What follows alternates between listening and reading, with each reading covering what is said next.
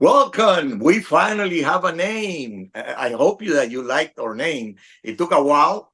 We had our first episode last week. It went well. So thank you everyone for your feedback. I had some positive feedback. And we have a name, Different Generations with Abuelo and the Nieto. I hope you like it. You like it, Tyler?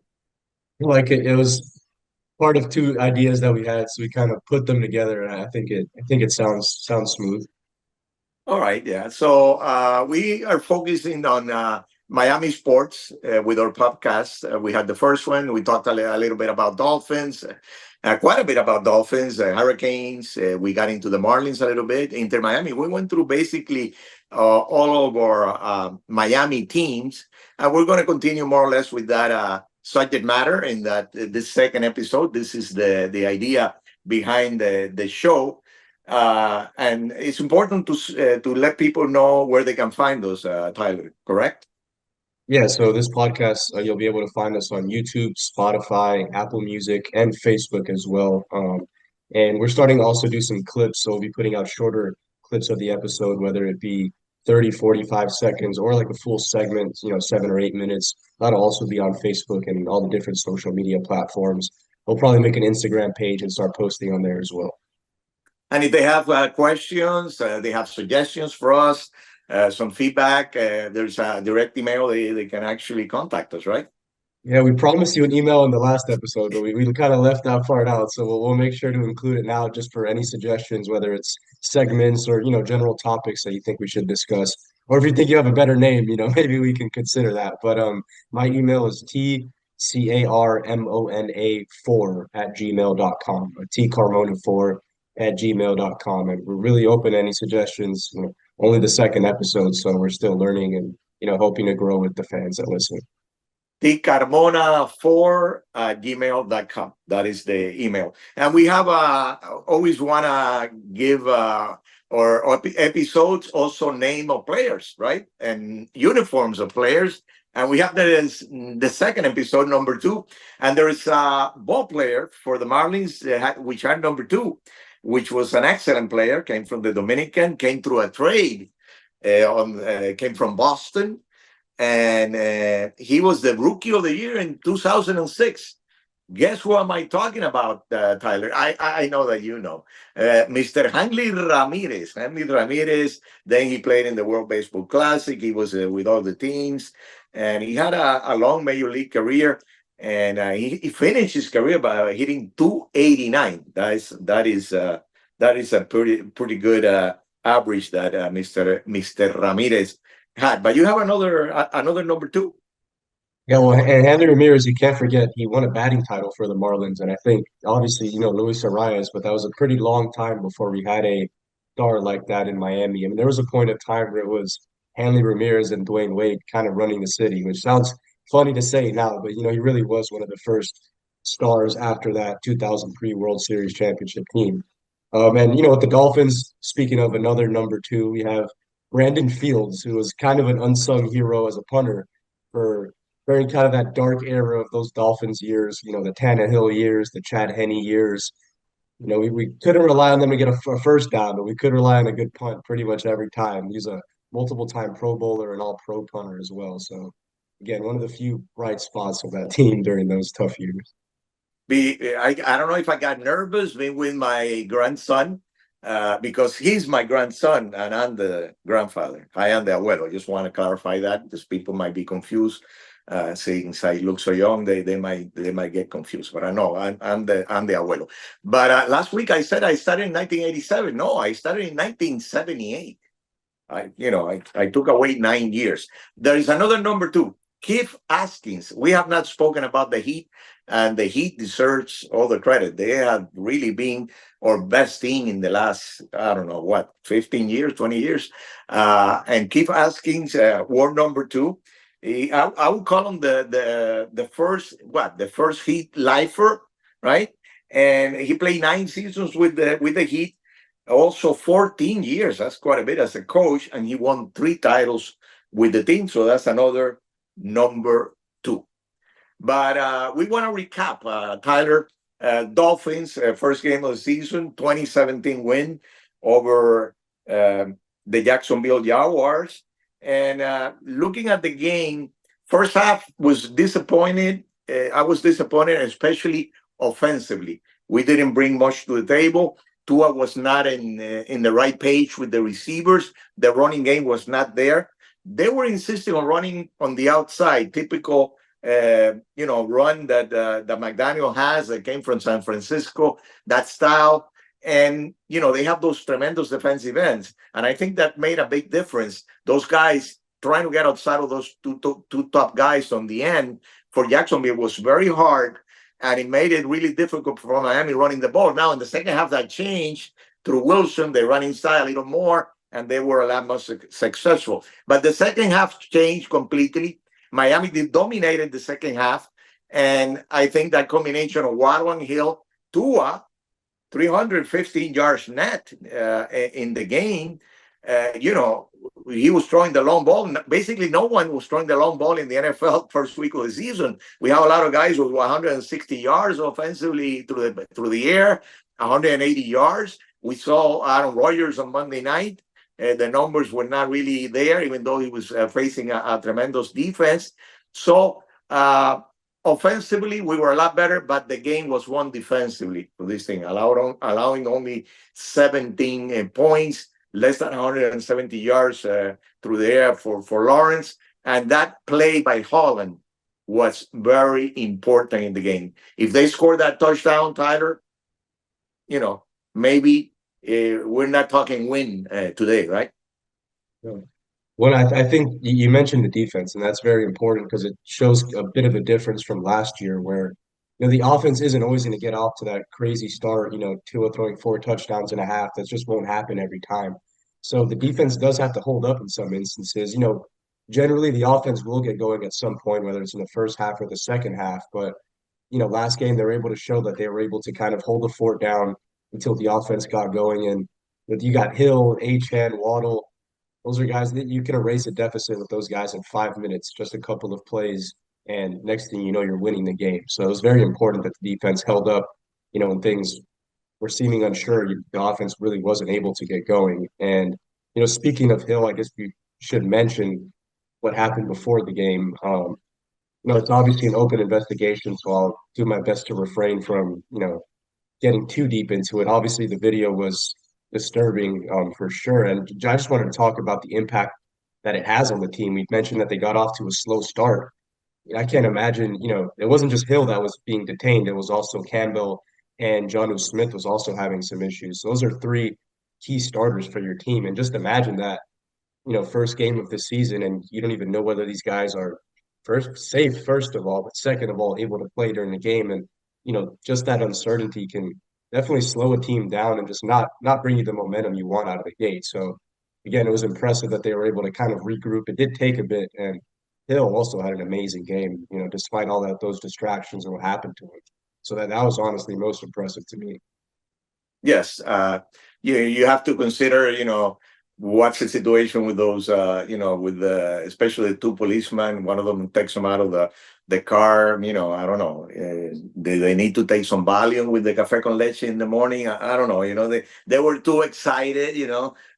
Too excited about the whole situation. I think they were a little bit overboard, and of course, I think Tyreek Hill made some mistakes also himself in the whole process. So hopefully that is taken care of, and I hope the Miami-Dade Police Department does the right thing in all this process. Now, getting into the Buffalo game, Thursday night. Buffalo, great success against the Dolphins. Tyler, we're talking a team that beat us, or beat the Dolphins. I should never say beat us. I got to get away from that. I never do it. I don't know why I did it this time. They defeated the Dolphins this last season, last game of the year, took them out of winning the division. And that's been really the team that has really given Miami so many problems the last few years, and they have been the Josh Allen years. They have not really had an answer for Josh Allen, like Arizona did not have an answer for him this past week. He scored 4 touchdowns, 2 with the pass, 2 with the run, and he's going to be the key guy again, because he can beat you different ways. But I do not believe that the Bills are the same team they were last year. And in particular on defense, they are not the same team. So I believe that maybe things are changing in the Eastern Division this year. How do you see it? Well, especially with the defense. I mean, one of their best defensive players, their former defensive captain, is actually a Dolphin right now, Jordan Poyer. That's just one name. And in the previous episode, we mentioned on the offensive side, Stephon Diggs leaving, signing with the Texans. And that was definitely, some uncertainty was presented with that. But think we saw that new look offense with them. Keon Coleman from Florida State. They spent an early second round pick on a wide receiver who was one of the best receivers in college football last year. Big, strong target, doesn't drop the ball very often. Curtis Samuel, they also brought in from the Commanders, who I think if he can adapt to their offense, he can be very useful. That's kind of a Swiss Army knife. You can use him in the backfield, slot, outside, kick returner, punt returner. Matt Collins is another big target that they brought in. So they do have receivers. It's definitely a matter of establishing chemistry and all that. And early on in the season with a defensive secondary like the Dolphins, that's not who you want to try to establish your chemistry with. You're going against some solid players, and I think I don't think they'll figure it out against the Dolphins. I'll put it that way. I mean, it'll probably take them a few weeks. Maybe when we see them late, when the Dolphins see them have the same problem as you now.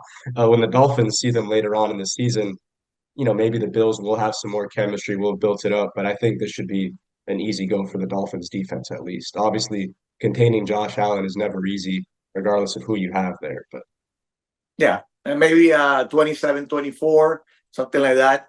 Miami and 2-0 on the division, that would be great.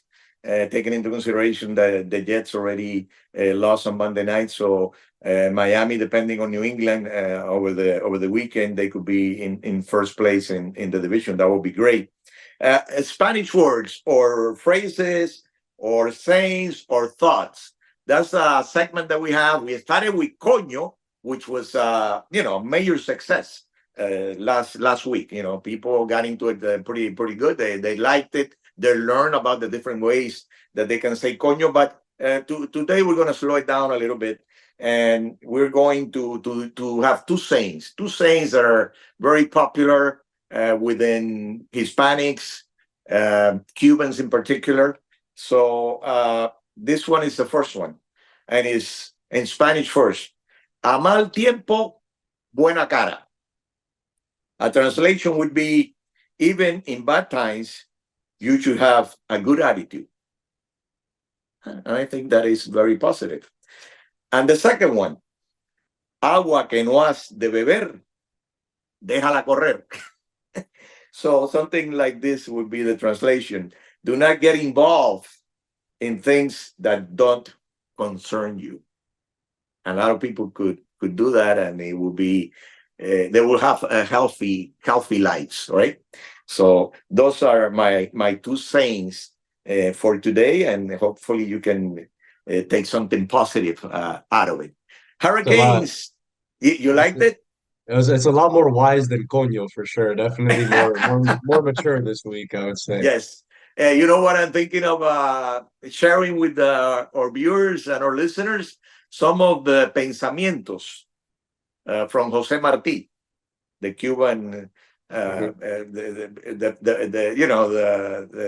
Cuban apostle. So that's something that we would share, some of the thoughts of Jose Marti, and those that we are very, very, very, very good. Hurricanes 2-0. A win with scoring 56 points versus Florida A&M last weekend here at Hard Rock Stadium. Cam Ward again excellent. Over 300 yards in the first game, and this one 304, 3 touchdowns. Restrepo continues at a high level, 4 catches, 104 yards. The defense again very strong against the run, against the pass. This thing is now number 10 in the country. In my opinion, it should be number 8 or number 9. You have a Penn State that is a little so-so. You look at the Oregon, yeah, they're like number 4, number 5, but they haven't really played to that level. They haven't played to that level. And, Miami's number 10. I don't worry too much about rankings at this time, but they got a team of Ball State coming up next game, at which they should be able to handle that game. And then next game will be a little different. South Florida, which played pretty tough against Alabama last weekend. So that's what they have coming up. Cam Ward at this time is one of the favorites. I think he's one of the 2 or 3 favorites for the Heisman. That's the way I'm seeing it right now. And Restrepo, which some people were looking at him as a 4th, 5th round draft pick. I think he could be something like a third round draft pick, the way that he's playing at the level that he's playing. And the depth that this thing has is impressive, Tyler. Before I forget, and this is not in the outline, Tyler, I'm sorry, we improvise. I like to improvise. I thought of Eddie Alvarez, and Eddie, I know him when he was 2 years old. I did a report on Eddie Alvarez when he was 2.5 years old. I used to have a report called Pequeño Deportista, young athlete, would be a translation, something like that. And he was able to hit with that he had a long blonde hair. He was 2.5 years old. His father, Walter Alvarez, famous promoter, boxing promoter here in South Florida. He did the Aaron Pryor, Alexis Arguello fight at the Orange Bowl, by the way. He calls me and he tells me, hey, for your segment that you're doing at Channel 51, I have, this little kid of mine. He's 2.5 years old, and he hits the baseball. He actually pitched to him with a small bat, and he would hit a baseball at that age. And we just did a report on him. Well, that was the beginning of Eddie Alvarez. Then he won 2 medals. He won, I think it was 2 or 3 medals in the Olympics, one ice skating, and then in baseball, he won the silver for U.S. And he's in the majors. He played with the Marlins, and now he's up with the Mets. First game, he's just a playmaker. They put him as a base runner at the end of the game. He scores the winning run against the Blue Jays. So congratulations to the Alvarez family. Yeah, I mean, you can't. It's hard to think of somebody who's a world-class athlete in 2 sports. I mean, that's especially sports that are so different from each other. Obviously, you have maybe football players that run track and things like that, but those sports don't seem to share that much, many similarities. So it was very surprising to see that. Okay, we'd like to talk a little bit about boxing. We'll get out of Miami sports once in a while in our program, and we're doing it this time. We have a major fight coming up Saturday. It's a pay-per-view fight. Canelo Alvarez, which is the number 1, fighter, as far as maybe he's not the best fighter right now in the world, but he definitely is the one that sells the most tickets.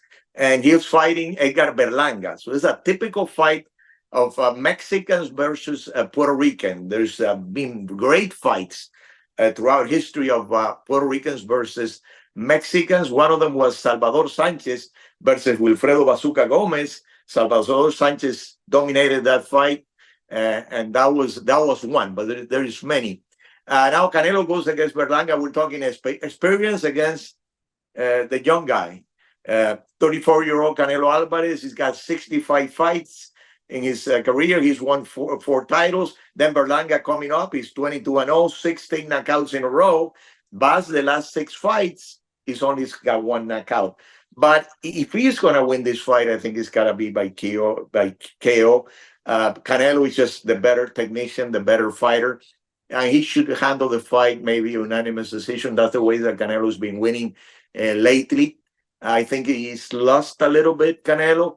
And one thing that I do not like about what Canelo is doing right now, and I got to say it, he's not making the major fights, the fights that people want to see. People want to see him against the two light heavies right now. One of them being Morrell, that is undefeated, the 2 undefeated fighters. They want to see him against those guys. And he's taking the fights that he more or less knows that he can win. And he says he wants a lot of money if he's going to fight one of those guys. Well, Hearns fought Leonard, Duran fought Leonard, Hagler fought Leonard, and I'm talking about late 70s and the 1980s. Muhammad Ali fought Frazier. He fought George Foreman. The fights, the big fights that people want to see. And if you're a great fighter, you have to make those great fights because people want to see the best against the best. That is my message. Gonna pretend like I know about boxing, but I am gonna introduce our newest segment, which I do think I can provide some type of expertise or knowledge on. It's fantasy football starter sit. Now, this isn't a new concept. You've probably heard about it, whether it's on the newspaper or some other media platform. But I play fantasy football. I figure if I can be a help to anybody here, then I'll give some suggestions. The first player that I would start this week is Cortland Sutton, Denver Broncos wide receiver. This isn't as much about Cortland Sutton as it's the fact that the Broncos just don't have anybody else to throw the ball to. He's kind of their number one receiver by default after losing Jerry Jeudy, Noah Fant. There's just not that many other options. He got 12 targets last game, and I think he only had 4 catches, 78 yards. But as he continues to develop that chemistry with Bo Nix, like I said, there's really no one else to throw the ball to. So it's not as much of a matter of talent, him being better than anybody else. It's just the ball needs to be thrown to somebody, and he is the best person that they have there. And next for sit, unfortunately, Mark Andrews from the Baltimore Ravens. I say unfortunately because Andrew, that a year or two ago, you could have made an argument that Andrews was on pace to be a Hall of Famer, one of the best tight ends of the generation. And then came Isaiah Likely, who might be better than Andrews. He's the Ravens' newest young hot tight end who's just had 9 catches last game, 110 yards for a touchdown. Had another touchdown that got called back just an inch away from the end zone there. And running 2 tight end sets already on a run heavy team like the Ravens, I wouldn't start a technically a backup tight end, at the very least, a secondary tight end. And especially because the Ravens play the Raiders. The Raiders gave up 176 yards last game.